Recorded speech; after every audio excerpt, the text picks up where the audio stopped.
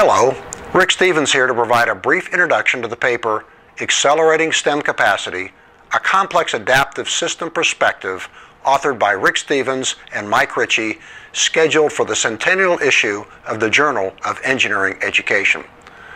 Since the publication of A Nation at Risk in 1983, that startling and tough look at the critical issues affecting the fading success in the American education system, significant resources and effort have been applied to increasing student performance in U.S. schools.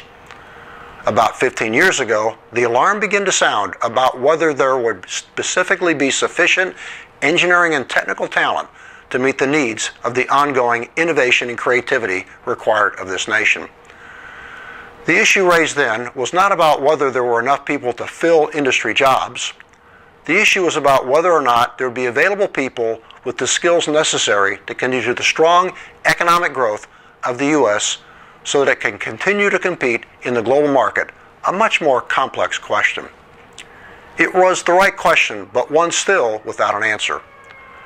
Today our nation finds itself in a situation where there is no labor shortage. We have a workplace skills shortage. Accelerating STEM Capacity, a complex adaptive system perspective, begins to address a more accurate question. After near endless and far-reaching investments across the academic landscape, from K-12 to graduate education, and non-stop research into how people learn, why is there, at best, mixed results in what the educational system produces?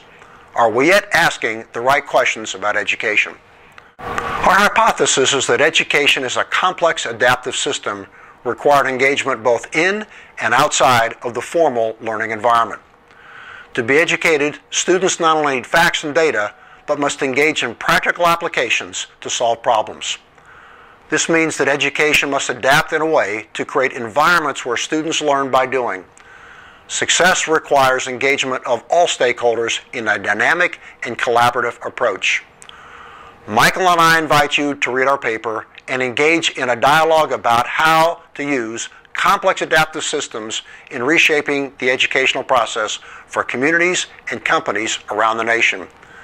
We hope you find our paper of interest.